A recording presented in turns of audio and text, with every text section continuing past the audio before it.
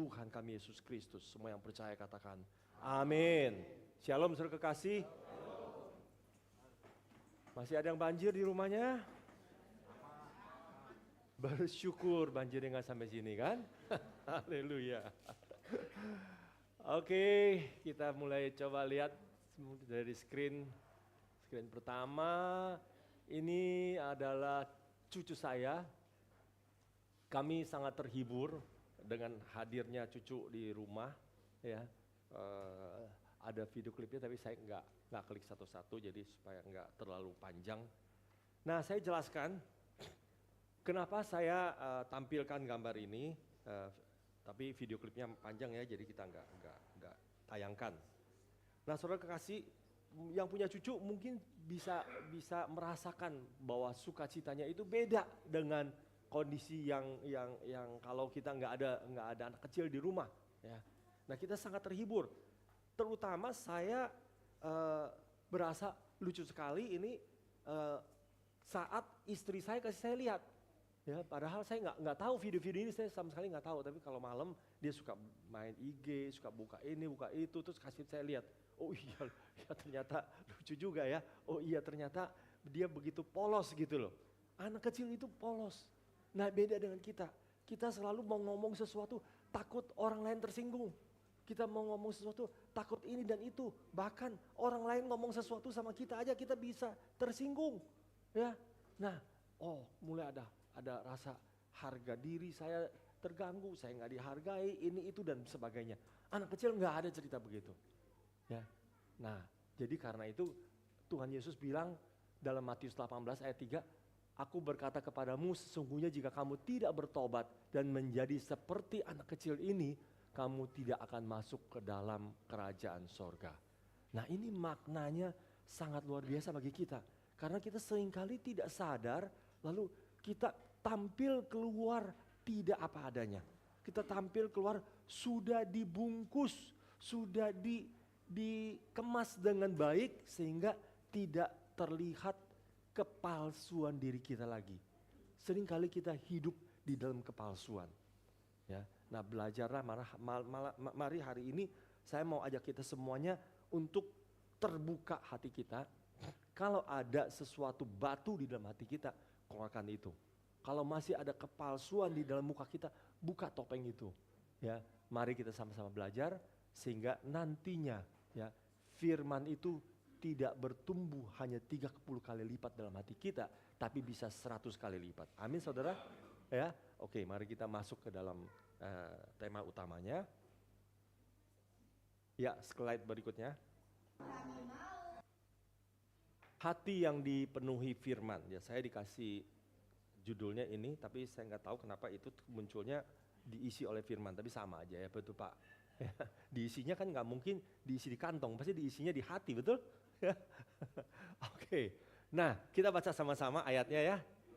1, 2, 3. Dan ia mengucapkan banyak hal dalam perumpamaan kepada mereka. Katanya, adalah seorang penabur keluar untuk menabur. Pada waktu ia menabur, sebagian benih itu jatuh di pinggir jalan, lalu datanglah burung dan memakannya sampai habis.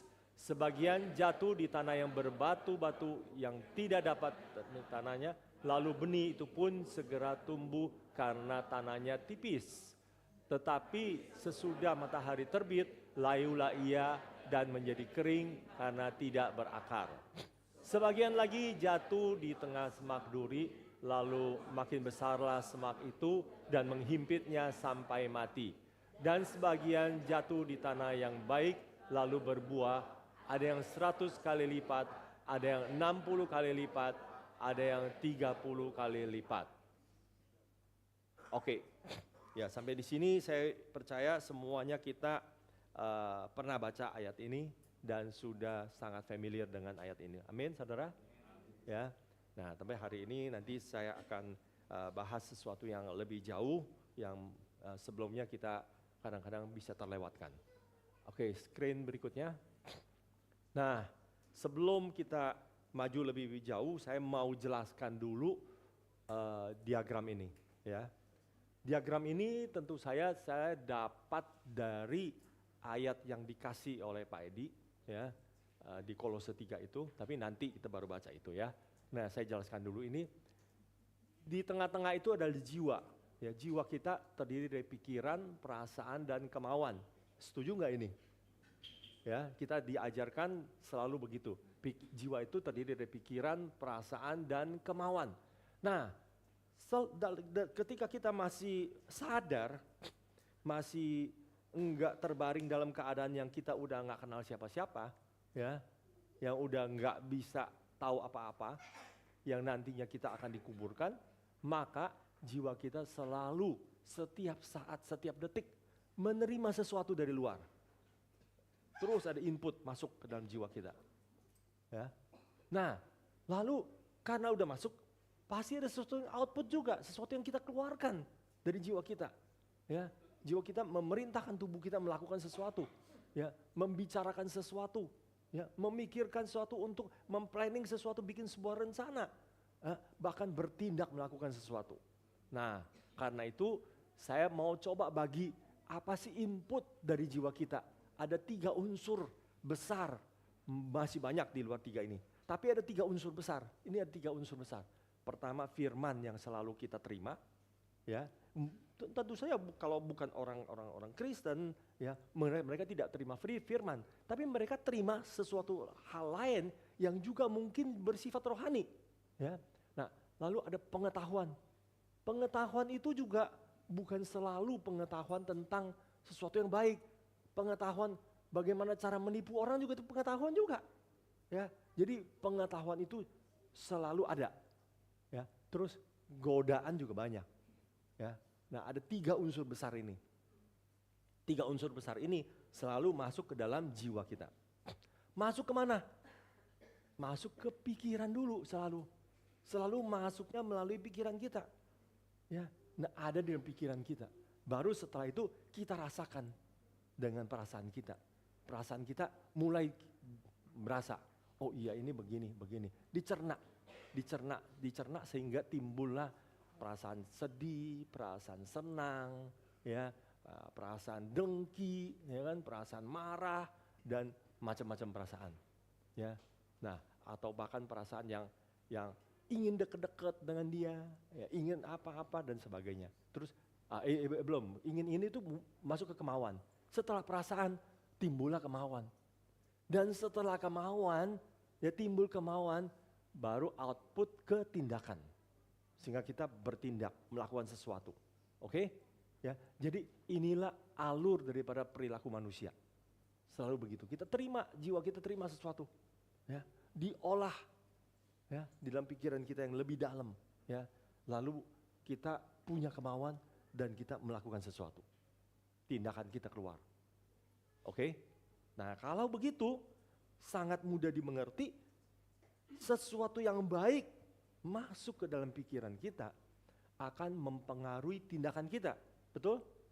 Tapi kalau sesuatu yang jahat yang masuk ke dalam jiwa kita dan tidak di-counter oleh sesuatu yang baik, ya, tindakan kita bisa baik nggak? Nggak bisa, pasti terpengaruh itu semua. Mungkin awal-awalnya kita tuh baik, kita tuh bagus, ya, tapi bulak-balik dimasukin, di-input oleh hal-hal yang enggak. Godaan masuk semua, pengetahuan yang salah masuk semua, pengetahuan yang jahat masuk semua, ya. Firman yang masuk itu sedikit sekali. Nah, ujung-ujungnya diolah perasaan, olah kemauan, maka keluarlah tindakan yang tidak baik, tidak benar.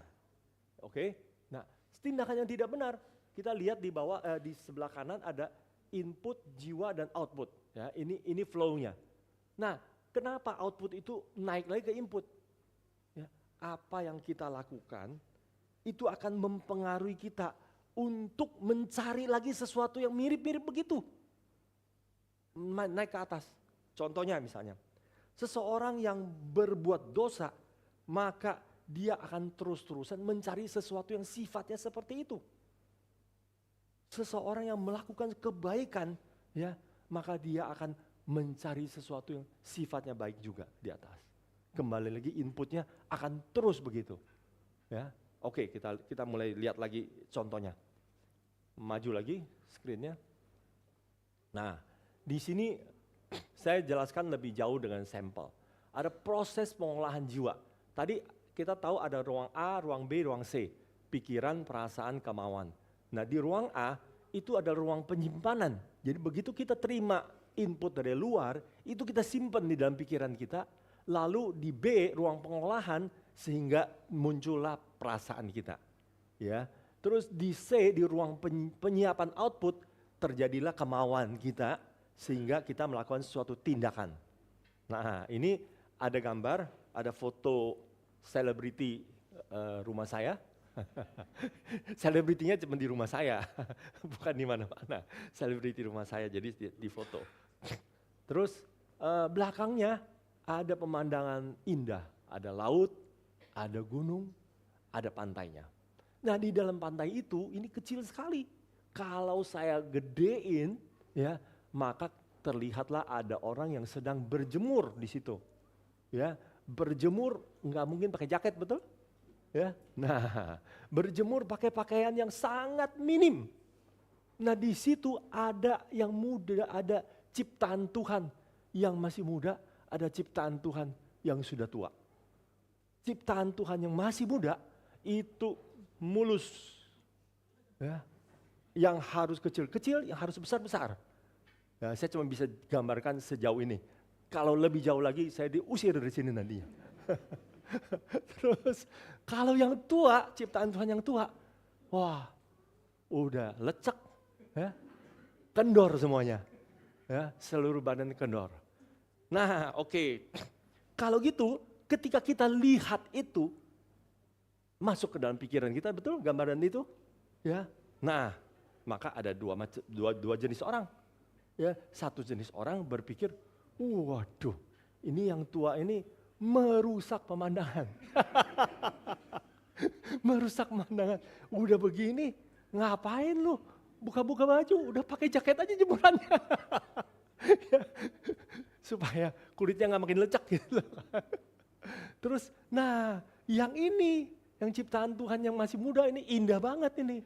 Waduh, luar biasa begini. Ya, membangkitkan selera.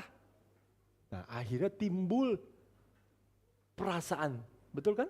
Udah lihat begitu, udah begini ini, timbul perasaan. Nah, setelah timbul perasaan, timbullah kemauan yang bisa membahayakan. Ya. Nah, inilah yang terjadi. Kalau kita tidak hati-hati dan kita bukan termasuk orang yang pegang firman dengan baik, atau yang firman itu sudah mengakar di dalam hati kita, ya, kita mudah seperti orang yang mudah tergoda. Ya, godaan itu selalu ada, setiap saat bisa ada, ya. Jadi mudah tergoda. Nah, terus saudara mau tahu nggak apa yang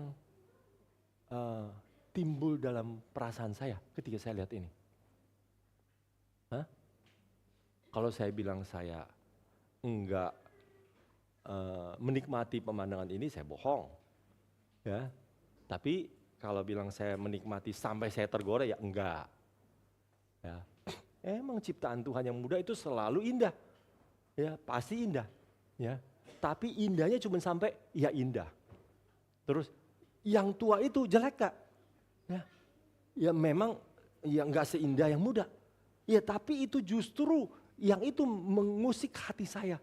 Sebentar lagi saya seperti itu. Semua kita nggak akan lari dari sirkulasi ini. Sebentar lagi kita akan seperti itu, lecek dan kendor semua tubuh kita. Kalau kita tidak pelihara dengan baik. Sehingga saya ingat lagi istri saya selalu, hayu olahraga, hayu olahraga, hayu olahraga. Ya, sampai saya lagi pikir ini apa karena dia terpengaruh sama IG-nya si dokter apa itu, ya. Dokter olahraga yang bolak-balik promosiin olahraga. Ya, tapi saya pikir ya ada baiknya. Ya kita harus terus belajar, terus melatih diri kita sehingga otot kita tidak kendor. Kalau enggak orang tua ototnya kendor semua. Ya. Nah, jadi ini contoh, ya. Sesuatu yang masuk dalam pikiran kita bisa menjadi positif, bisa menjadi negatif. tergantung dari seberapa banyak firman yang ada dalam diri kita mempengaruhi hidup kita. Amin saudara. Ya, kalau firman yang masuk dalam diri kita itu tidak mempengaruhi hidup kita, ya, dia ada tapi seperti dia itu hanya sebuah pengetahuan saja, ya. Nah, itu nggak ada gunanya saudara. Pasti kita selalu didrive oleh nafsu pribadi kita. Amin, ya. Oke, kita maju lagi sedikit. Nah, kita mulai masuk dalam ayat-ayat tadi. Ya. Untuk hati sekeras tanah jalanan, kita mulai lihat Matius 13 itu, ya, satu persatu, 13 ayat 4 itu menggambarkan hati yang sekeras tanah jalanan. Jadi artinya kalau ada benih yang ditaburkan di pinggir jalan, maka benih itu tidak akan masuk ke dalam tanah. Ya. Nah, begitu juga kalau hati kita kondisinya sekeras tanah jalanan, maka firman yang disampaikan hari ini, minggu lalu, atau setahun yang lalu, atau kapan-kapan, itu tidak pernah masuk dalam hati kita. Sehingga masuk kuping kiri, keluar kuping kanan. Atau bahkan masuk kuping kiri, mental lagi. Ya, masuk mental lagi. Ya. Saudara sekalian, kalau itu terjadi bagaimana? Kalau hal itu terjadi bagaimana? Mudah-mudahan di sini nggak ada ya. Kalau hal itu terjadi, solusi ada. Di Markus 1 ayat 4, Lukas 5 ayat 12. Solusinya harus bertobat dan lahir baru. Nggak ada cara lain. Markus 1 ayat 4 saya bacakan. Demikianlah Yohanes Pembaptis tampil di padang gurun dan menyerukan, bertobatlah dan berilah dirimu dibaptis dan Allah akan mengampuni dosamu. Nah, kenapa kita harus bertobat? Nah, ini kalaupun nggak ada di sini, tapi ini ayat ini bisa dijadikan sesuatu untuk kita jelaskan kepada orang lain yang tidak mau bertobat. Jelaskan kepada orang lain yang mengeraskan hatinya untuk tidak mau terima firman. Kita jelaskan, bertobat itu supaya dosa kita diampuni. Kalau kita tidak bertobat, dosa kita tidak diampuni. Dan semua orang tahu, seluruh dunia tahu, kalau dosa tidak diampuni, itu kita akan masuk neraka. Agama apapun ajarkan hal yang sama, akan masuk neraka. Dan tidak ada seorang pun yang tidak berdosa. Saya yakin tidak ada orang yang sesombong itu sehingga dia merasa dia tidak pernah berbuat dosa. Dan dia tidak akan berbuat dosa lagi. Kita nggak usah bawa firman yang jauh-jauh dulu. Ya. Ini dulu. Ya, ini dulu. Lu berdosa nggak? Lu manusia berdosa atau bukan? Kalau lu manusia yang berdosa, lu harus bertobat. Kalau lu nggak bertobat, lu masuk neraka nantinya. Ya, jadi karena itu kita harus bertobat. Nah, lalu di dalam Lukas 5 ayat 32 mengatakan, aku datang bukan untuk memanggil orang benar, tetapi orang berdosa supaya mereka bertobat. Dan ayat ini menjelaskan bahwa kekristenan bukan bicara soal lu harus begini, lu harus begitu. Bukan, itu adalah agama orang barat. Nggak cocok dengan budaya timur. Bukan soal itu. Tapi soal kasih. Tuhan Yesus datang bukan cari orang yang benar. Justru cari model-model kita yang berbuat dosa. Bahkan yang turun-temurun nenek moyangnya sudah berbuat dosa. Itulah yang dicari oleh Tuhan Yesus. Berbicara soal kasih. Nah, dengan kasih kita menyentuh hatinya yang keras. Nah, poin ini mungkin enggak penting buat kita yang ada di sini karena kita semua sudah bertobat dengan baik. Ya. Kalau enggak bertobat dengan baik, pasti ada yang duduknya sambil begini, oncang-oncang kaki, kepalanya yang lihat ke atas. Di sini enggak ada, betul? Semua mendengarkan dengan baik. Ya. Kita semua anak-anak Tuhan. Tapi ayat ini penting buat nanti kita bicara dengan orang lain yang memang mengeraskan hati. Dan yang setiap hari kita juga ketemu. Ya, oke, kita lihat lagi berikutnya.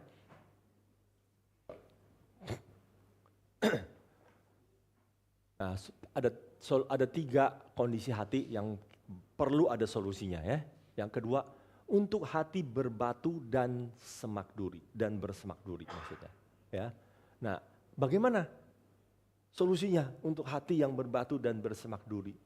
Jangan berpikir ini bukan kita, mungkin ini kita, ya. Kenapa? Sudah ada tanahnya soalnya, tapi tanahnya berbatu dan bersemak duri, ya. Harus berubah oleh pembaharuan budi. Ya, solusinya di sini di Roma 12 ayat 2. Janganlah kamu menjadi serupa dengan dunia ini, tetapi berubahlah oleh pembaharuan budimu, sehingga kamu dapat membedakan manakah kehendak Allah, apa yang baik, yang berkenan kepada Allah, dan yang sempurna. Nah, saudara kekasih, kita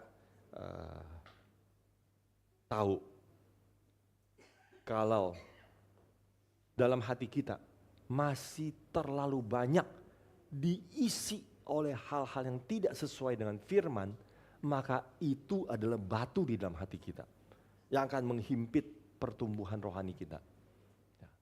Caranya nggak ada cara lain, buang itu. Harus terus ada pembaharuan budi. Ya, terus menerus ada pembaharuan budi. Keluarin terus, buang terus. Ya. Nah, ini saya nggak tahu ini kebanyakan orang dagang yang di sini jemaat kita atau kerja atau apa? Atau guru atau macam-macam pasti kan, ada kan? Ya, ada yang kerja, ada yang dagang itu bisa dagang di pasar, di mana apa aja. Ya, jualan dan sebagainya bisa aja. Saya ambil contoh orang dagang karena saya orang dagang kan. Ya, saya bisnis. Jadi saya gampang sekali ambil contoh itu. Dalam berbisnis ini, ada nggak sih pedoman dari Alkitab bagaimana cara kita harus berbisnis supaya kita bisa berhasil? Ya no? Kan ini intinya begitu kan, kita orang dagang kan semua mau berhasil, mau dapat duit yang cukup banyak, dagangannya berhasil, makin maju, sehingga kehidupan kita makin sejahtera dan kita bisa memberkati banyak orang. Oke, ujung-ujungnya memberkati banyak orang. Ya. Nah, caranya gimana? Nah, caranya banyak saudara. Ya. Ada orang yang dengan cara, yang penting gua bisa untung banyak, ya sudah, ya caranya ya nggak terlalu bersih, nggak apa-apa lah, namanya dagang mana yang bersih, ya orang dulu selalu ngomong begini, ya lu kalau mau bersih jangan dagang, kalau mau dagang nggak ada yang bersih. Ayo, sebelum saya bertobatnya saya nggak bisa terima saudara, ya kenapa saya mau jadi orang benar sebelum mengenal Yesus. Ya, sebelum bertobat, saya juga udah tahu bahwa dunia ini ada orang benar, ada yang orang nggak benar, ada orang baik, ada orang jahat. Pilihannya ada di tangan kita. Masa kita mau jadi orang jahat? Ya, kalau masih waras ya kita mau jadi orang benar, ya, orang baik. Ya, jadi saya pikir teori ini harusnya nggak benar. Ya, tapi saya juga nggak tahu nggak benernya di mana. Ya, nggak bener di mana. Terus suatu hari waktu saya masih berjemaat di Bandung. Saya waktu itu dagang komputer, saudara. Dagang komputer. Saya discuss dengan seorang pendeta, tapi bukan pendeta gitu. Tapi dia tahu banyak tentang firman lah. Jemaat lama sekali. Ya. Terus saya bilang, saya ini jualan komputer, tapi hati saya ada sedikit nggak enak nih, ada sedikit ganjalan nih. Kenapa? Yang saya jual kan komputernya itu rakit sendiri. Ya. Terus saat itu banyak sekali komputer rakitan. Di mana-mana orang jualan kebanyakan komputer rakitan. Nah, komputer rakitan itu kan nggak ada ininya operating systemnya. Harus kita install sendiri. Install Microsoft ini dan itu kan semua kan. Dan ada nggak customer yang mau beli software original? Gak mau karena mahal. Ya kan semua installnya palsu. Ya. Nah, saya bilang sama dia, saya hatinya berasa nggak sejahtera nih. Ya. Saya terus install yang palsu ke si orang. Ya. Padahal harusnya yang original. Kalau enggak kan bisa dituntut. Ya. Sekarang kalau perusahaan besar pakai yang palsu, sebentar aja didatengin sama polisi. Ya. Nah, masalah besar. Tapi sekarang kondisi udah berbeda. Kondisi yang rakitan udah nggak laku. Semua orang belinya laptop atau yang original semua. Semua yang original. Ya, semua udah datang dari sononya. Harga yang kita beli sudah termasuk software originalnya. Nah itu beres, nggak ada masalah. Ya, nah tinggal Microsoft Office-nya. Office-nya kita pakai yang asli atau palsu? Ya, kalau sekarang supaya menghindari yang palsu, saya pakai WPS Office. WPS Office nggak usah bayar, emang free, emang gratis, dan itu bisa pakai sama dengan Microsoft Office. Nah, lalu dia kasih saya solusi saat itu. Solusinya cuma satu Pak katanya. Kalau memang Bapak nggak bisa begitu, jangan dagang komputer. Wah, saya bingung. Oh, bagaimana? Jangan dagang komputer, terlalu ekstrim nih. Ya saya harus ganti profesi. Ya. Tapi memang saat itu dalam keadaan sebenarnya bisnis saya udah bangkrut. Ya. Jadi saya di Bandung itu adalah salah satu cabang saya. Saya tinggal di situ. Ya, sewa tempat di situ, tinggal di situ, jualan di situ gitu loh. Nah, sebenarnya sebelumnya di Jakarta udah bangkrut itu. Di situ juga udah ya hidup enggak mati enggak lah istilahnya. Ya. Dan ya untung saya juga menyadari, ya udah saya tutup aja deh komputernya deh. Akhirnya pelan-pelan ganti profesi lain, coba ini, coba itu, coba ini, dan akhir berhasil dengan baik sampai sekarang. Nah, coba kalau saya terus berkutak-kutik di komputer, ya sampai tua pun nggak berhasil.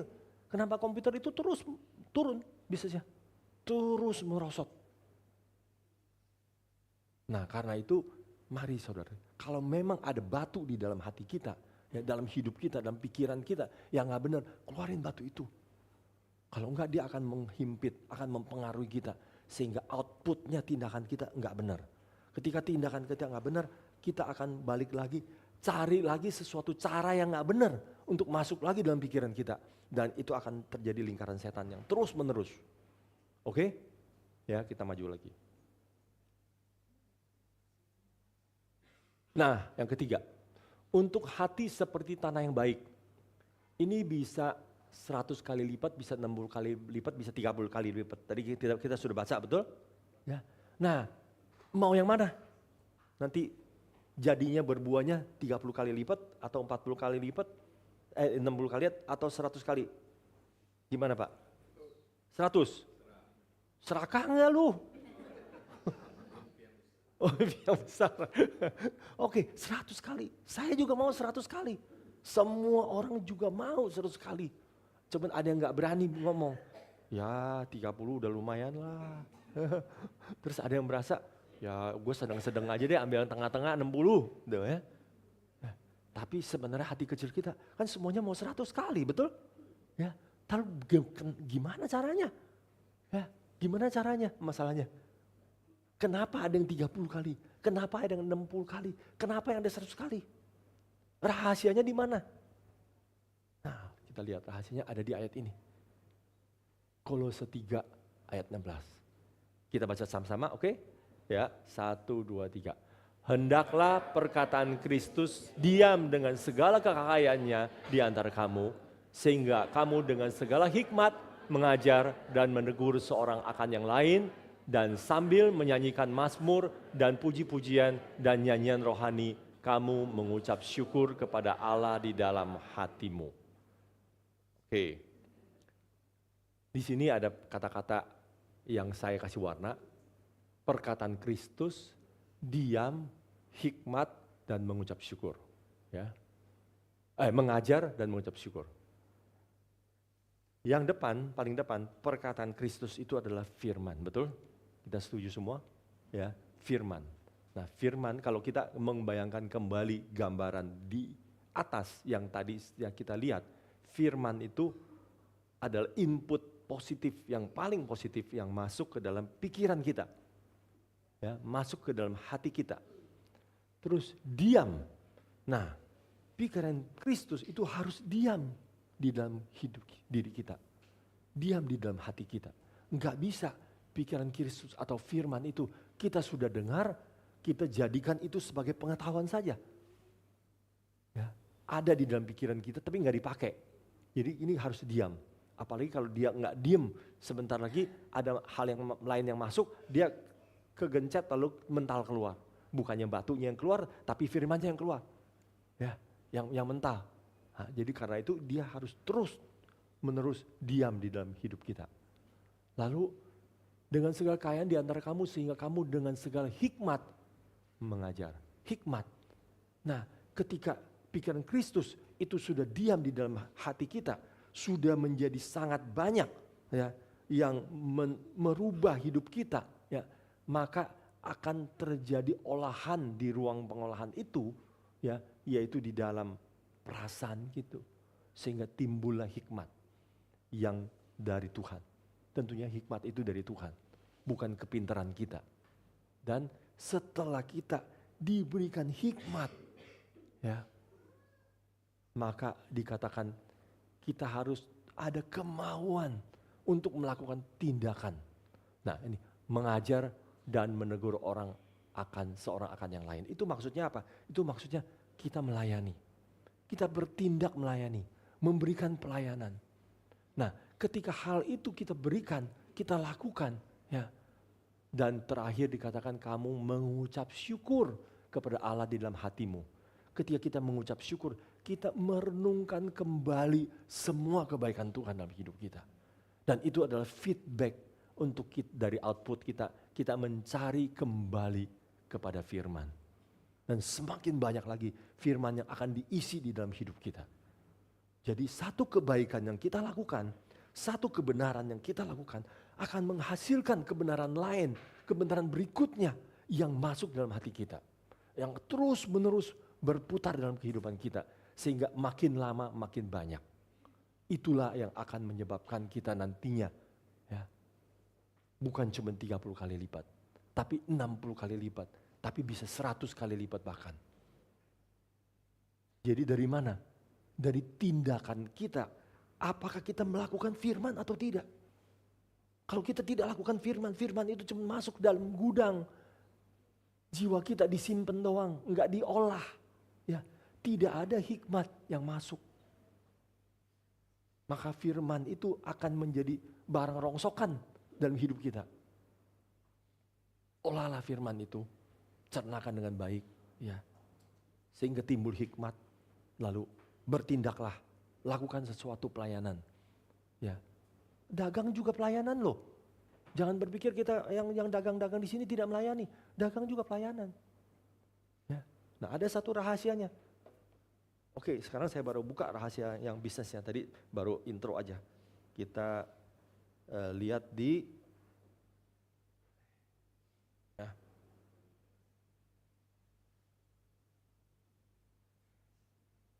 ya, saudara bisa buka di Yakobus 4 ayat 13. Saya bacakan.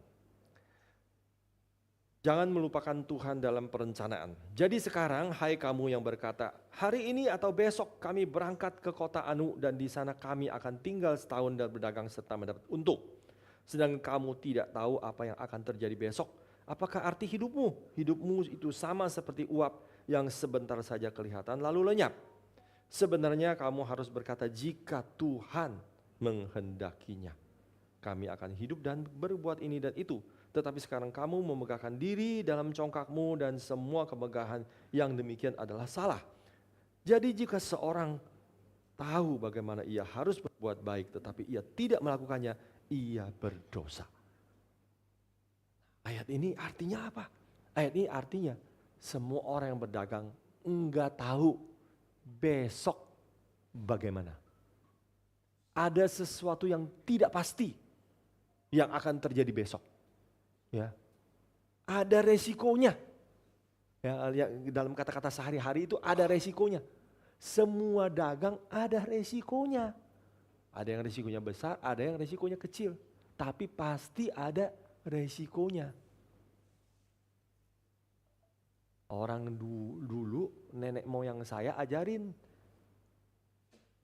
Modal kecil, untung besar. Semua orang mau, betul? Ya? Modal kecil, untung besar. Dapat duitnya banyak. Ya, bahkan ya jangan kasih tahu orang apa adanya. Ya, kalau bisa ya nipu-nipu dikit lah. Ya, belinya orang lain belinya 5 kilo, ya timbangan style dikit, jadi 4,8 kilo. Cuan dikit, ya kan? Jualnya sepertinya lebih murah dari toko sebelah, tapi timbangannya udah berkurang sedikit. Nah, Tipu-tipu seperti begitu banyak saudara, banyak sekali. Ya. Dapat untung lebih banyak gak? Dapat lebih banyak. Tapi ada resiko gak? Kita gak tahu resikonya bisa ada, ya nantinya ada. Tapi yang pasti itu merugikan orang lain, betul? Nah, sedangkan Tuhan berbicara apa? Dia dalam ayat 14 dia bilang, sedang kamu tidak tahu apa yang akan terjadi besok, artinya ada resikonya. Apakah arti hidupmu? Hidupmu itu sama seperti uap yang sebentar saja kelihatan lalu lenyap. Nah, dalam ayat 15 ini solusinya. Sebenarnya kamu harus berkata, jika Tuhan menghendakinya, kami akan hidup dan berbuat ini dan itu. Berarti ini ada syaratnya. Jika Tuhan menghendakinya. Ya. Oh, kita doa dong. Tuhan, jadikan bisnis saya makin hari makin besar. Ya. Nah, karena kalau Tuhan tidak menghendaki bisnis ini nggak akan jadi besar. Tapi sembari kita doa, habis itu kita tetap curang. Tetap bohongin orang. Tetap nipu orang. Ya. Bisa kaya atau enggak? Enggak bisa saudara. Karena Tuhan tidak menghendakinya. Yang Tuhan hendaki adalah apa? Yang Tuhan hendaki adalah kita melakukan kebenaran. Yang semua yang benar, yang harus dilakukan. Melayani orang lain, menguntungkan orang lain. Dalam kata yang lebih luas, dalam arti yang lebih luas. Yang Tuhan inginkan adalah kita mengasihi orang lain. Menguntungkan orang lain. Bisnis kita harus menguntungkan orang lain. Kalau bisnis kita tidak menguntungkan orang lain, buat apa kita ada? Toko sebelah juga bisa, orang lain juga bisa. Ya kan? Nah, jadi kita harus berbeda. Ketika kita bisa menguntungkan orang lain, memberi lebih banyak kepada orang lain, bisnis kita akan semakin hari semakin besar. Ya, sesuatu yang tidak bisa diprediksi itu bukan saja yang negatif, tapi juga yang positif. Karena Tuhan menghendaki. Ketika Tuhan menghendaki, bisnis kita jadi besar, jadi luar biasa. Amin saudara. Ya, karena itu marilah kita belajar supaya sesuatu yang baik terus kita lakukan. Firman yang sudah kita dengar jangan disimpan. Ya, jangan jadikan itu sebagai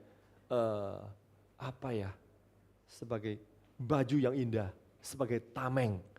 Ya, sehingga kita sepertinya orang yang sangat berohani. Ya, tapi tindakan kita tidak terpuji. Tapi juga jangan kecil hati kalau hari ini kita belum sempurna. Karena kita terus menerus harus mengalami pembaharuan. Terus menerus harus mengalami pembaharuan. Dan mari lakukan terus kebenaran, lakukan terus kebaikan. Maka itu akan berputar untuk mengundang kebenaran yang lebih banyak masuk dalam hidup kita. Dan sehingga kita semakin lama semakin benar. Semakin hari semakin dibentuk oleh Tuhan. Oke? Kita sampai kepada penghujungnya. Saya undang pemain musik bisa kembali. Iya, ini screen terakhir yang saya akan jelaskan dikit. Kemarin itu saya ke Vietnam, ya. Yang pantai yang kemarin itu, yang tadi tampil, yang ada selebritinya itu juga di Vietnam. Nah, ini gereja yang cukup terkenal, apa disebutnya Pink Church atau apa gitu loh. Jadi ini yang gambar sebelah kiri ini siang, gambar sebelah kanan ini malam. Nah, siang itu warnanya kelihatan pink. Kalau yang malam udah nggak kelihatan karena banyak lampu, ya. Dan di situ banyak turis yang datang. Saya tertarik dengan segerombolan turis dari China yang ada tour guide-nya. Tour guide-nya sedang menjelaskan gereja ini. Karena itu ketika istri saya mau cepat-cepat ke depan karena ada yang jual durian, enak duriannya, ya. Nah, saya bilang sebentar, saya dengar dulu ya. Mereka ngomong apa itu. Nah, terus dia cerita soal Petrus. Ya, dia cerita soal gereja ini, dia cerita soal Petrus. Saya dengar, saya bingung. Kenapa kok dia bilang murid Tuhan Yesus? Ya, Petrus. Ya. Nah, rupanya dia sedang cerita soal ayam berkokok 3 kali. Ya, jadi maksudnya sebelum ayam berkokok 3 kali, si Petrusnya sudah menyangkal Yesus. Ya. Nah, rupanya di gereja itu, ini tampilin dong, keluarin intinya, masih gambarnya. Keluarin gambarnya tadi. Jadi di ujung daripada gereja itu, di ujung salibnya ada ayamnya. Ya, waktu saya lihat itu ada ayamnya, saya bilang sama istri saya, oh ini sama kayak gereja ayam di Pasar Baru, ya kan? Cuman kepikir itu doang, saya nggak kepikir soal ayam berkokok 3 kali. Ya, nah ternyata si tour guide-nya cerita soal itu. Wah, hati saya tersentuh. Ya, sebenarnya semua kejadian yang ada di dunia ini, apapun bisa kita manfaatkan sebagai kesempatan bagi kita untuk memberitakan firman. Sayang kita melewatkan semuanya. Ya. Sampai-sampai ayam yang ada di atas kayu salib itu aja kita nggak sadar. Kita tidak menyadari bahwa itu bisa jadi cerita untuk kita ceritakan soal kebaikan Tuhan Yesus. Kita ceritakan soal kelemahan manusia. Ketika Petrus menyangkal Tuhan 3 kali, Yesus sudah menyangkal Tuhan Yesus 3 kali, itu manusiawi. Kenapa? Karena dia juga takut. Ya, kita adalah manusia yang lemah. Jangan membanggakan diri kita hebat. Tapi kita punya Tuhan yang hebat. Punya Tuhan yang dapat menolong kita. Punya Tuhan yang dapat menguatkan semua kelemahan kita. Punya Tuhan yang dapat melindungi kita meskipun kita lemah. Mari saudara kasih, gunakan setiap kesempatan yang ada untuk memberitakan firman. Jangan lagi kita jadi silent majority. Jangan diem. Lakukan apa yang kita bisa lakukan. Amin. Terus lakukan kebaikan. Maka Tuhan akan hidup dalam hati kita. Haleluya. Mari kita tundukkan kepala.